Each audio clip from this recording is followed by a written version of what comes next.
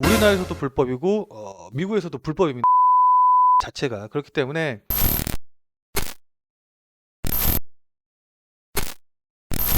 트럼프 대통령이 끝까지 버티고 버틸 줄 알았더니만은 결국에는 적당한 선에서 마무리한 것 같아요. 그래서 트럼프 대통령이 뭐 추가 부양책에 서명을 했고, 요거 뭐 우리가 뭐 서명을 하든 안 하든 상관없이 어차피 시장에는 큰 영향도 안 미치고, 또 그다음에 서명을 안 해도 뭐 통과가 될 것이라고 봤기 때문에 크게 걱정하진 않긴 했지만, 이런 것도 이제 호재로 받아들이게 된다고 이야기를 말씀을 좀 드렸었죠. 그래서 트럼프가 추가 부양책을 서명을 해서 이게 분명히 호재로 작용을 했습니다. 어쨌든 연방정부의 셧다운 사태는 막았고, 그 다음에 또 소비 절벽, 그러니까 지금 사람들이 그 정부에서 주는 돈으로 해가지고서는 실업급여라던가 이런 쪽으로 해서 좀 생활하시는 분들이 미국에 많다고 하는데, 이 우려도 해소가 됐기 때문에 어쨌든 간에 호재로 작용을 했어요. 그리고 반면에 이제 번종 코로나 이슈가 좀 부각이 되면서 그러니까 이 영국에서 시작된, 그다음에 뭐 남아공에서도 지금 굉장히 많이 나오고 있다고 하는데, 영국과 남아공에서 시작된 이 변종 코로나 바이러스가 전 세계적으로 좀 기하급수적으로 좀 빠르게 퍼지고 있기 때문에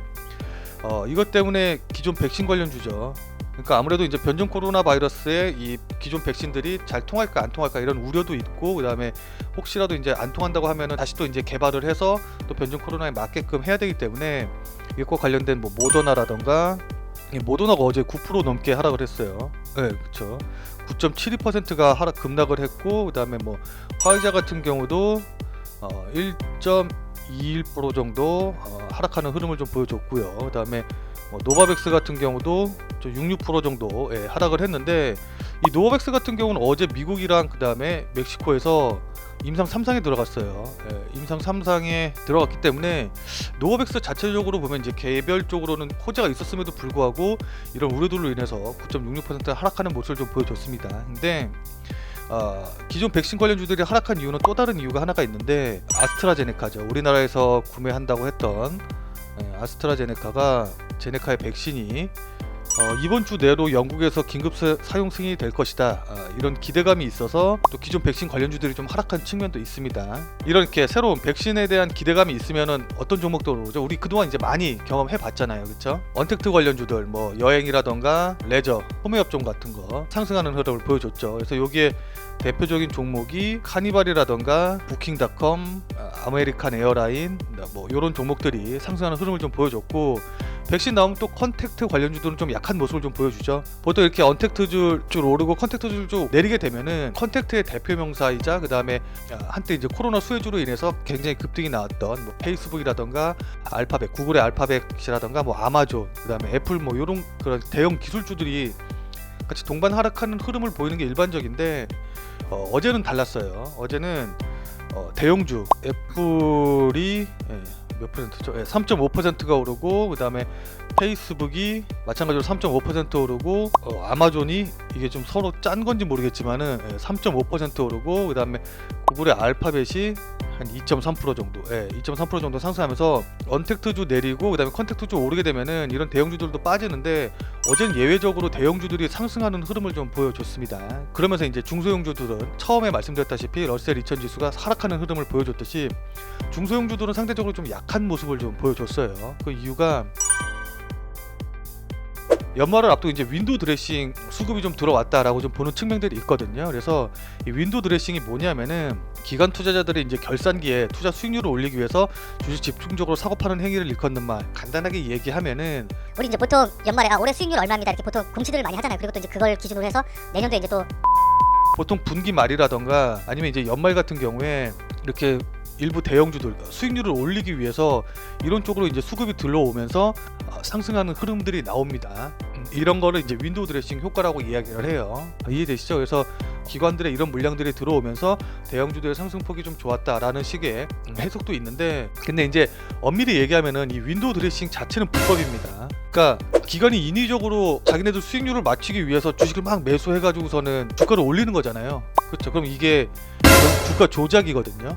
그렇기 때문에 우리나라에서도 불법이고 미국에서도 불법입니다. 윈도우 드레싱이라는 것 자체가. 그렇기 때문에 아마 뉴스나 이런 데서 보시면은 윈도우 드레싱이라는 표현보다는 그런 표현들이 많이 나올 거예요. 뭐 21년, 그러니까 내년을 앞둔 기대감 때문에 대형 기술주들이 많이 올랐다라고 표현을 하는데, 제가 보기엔 이제 윈도우 드레싱 효과가 맞는 것 같아요. 그래서 이런 식의 흐름으로 움직였으니까는 우리나라도 지금 연말 다가오고 있고 기관들도 마찬가지로 똑같이 수익률을 어느 정도 맞춰야 되는 그런 부담감이 있기 때문에 윈도우 드레싱 효과가 나오면서 대형주들, 일부 대형주들이라던가 뭐 이런 쪽으로 기관들이 많이 매수한 종목들, 아니면 외국인들이 많이 매수한 종목들 쪽에서 수급이 다시 더 들어오면서 추가적으로 더 상승할 가능성이 있습니다. 오늘 국내 시장 전망을 좀 말씀드린다고 하면은 오늘은 일단 배당락이 됩니다. 어제 이제 배당이 결정이 됐고 그거만큼 시초가에 애초에 이제 빠져서 시작을 하는 거예요. 그러니까 너가 배당을 그만큼 받으니까 그만큼 시초가를 빼서 할게라고 이제 한 건데, 이 배당락일은 어쨌든 전년도랑 올해가 이제 똑같이 배당을 한다고 가정을 하고서는 빠지는 거기 때문에 보면 아시겠지만 코스피에서는 한 1.58%, 이게 플러스가 아니라 마이너스예요. 그 다음에 이 앞에 세모가 마이너스 표시입니다. 그리고 코스닥 같은 경우는 0.48%가 에 대한 이슈로 인해서 하락 출발하기로 예정이 돼 있어요. 그러니까 전일 같은 경우는 분명히 미국 지수가 상승을 했기 때문에 우리나라 증시가 상승 출발하는 게 어떻게 보면 당연한 거겠죠. 근데 어쨌든 만약 하락 출발하게 된다고 하면은 이 영향으로 인해서 하락 출발한다고 보시면 될 것 같습니다. 그래서 배당락 때문에 하락 출발하니까는 갑자기 왜 이렇게 많이 빠져서 시작하지, 미국 증시 분명히 좋았는데 생각하는 분이 계실 수도 있을 것 같아서 미리 좀 말씀을 좀 드리는 거예요. 일단 여기서 우리가 시장의 분위기를 좀 파악을 할 수가 있습니다. 자, 시장 분위기 파악이 가능한데 어떻게 파악이 가능하냐? 시장 분위기가 좋다라고 하면은 일부 대형주들, 그러니까는 배당을 받는 일부 대형주들 위주로 해서 하락이 나오고 지수가 하락한다고 하면은 어제까지만 해도 8만 전자라고 해서 8만 원에 있던 삼성전자가 지금 갑자기 한 7만 4천, 7만 2천 막 이렇게 떨어져 있어요. 딱 보기 어때요? 가격이 싸 보이는 효과가 있죠. 이 주식이 굉장히 괜찮은 주식이고 좋은 종목이라고 하면은 가격이 싸 보이니까는 하락 출발한다고 하더라도 바로 매수세 붙으면서 하락분 회복하고 오히려 더 추가 상승하죠. 근데 만약에 좋지 않은 종목이고 이상한 종목인데 무상증자를 했다, 시장에 관심이 없다 하면은 하락하던 말던 신경도 안 쓰고 어때요? 시장 분위기가 좋지 않으면은 추가적으로 하락을 한다던가 뭐 횡보를 한다던가 하면서 반등을 하지 못하겠죠. 그러니까 오늘 장 초반 시작을 해가지고 하락 출발하는 종목들 좀 보고서는 만약에 그쪽으로 매수가 좀 강하게 들어온다 싶으면은 아직 시장 분위기 괜찮구나 생각할 수가 있는 거고, 하락 출발했는데 장 초반에 강하게 매수가 들어오지 않고 뭔가 좀 삐리삐리하다, 좀 이상하다 라고 싶으면은 이거 시장 분위기가 조금 바뀌고 있나 나도 모르게, 이해되시죠? 이런 식으로 이제 시장 분위기를 체크할 수 있다는 뜻이에요.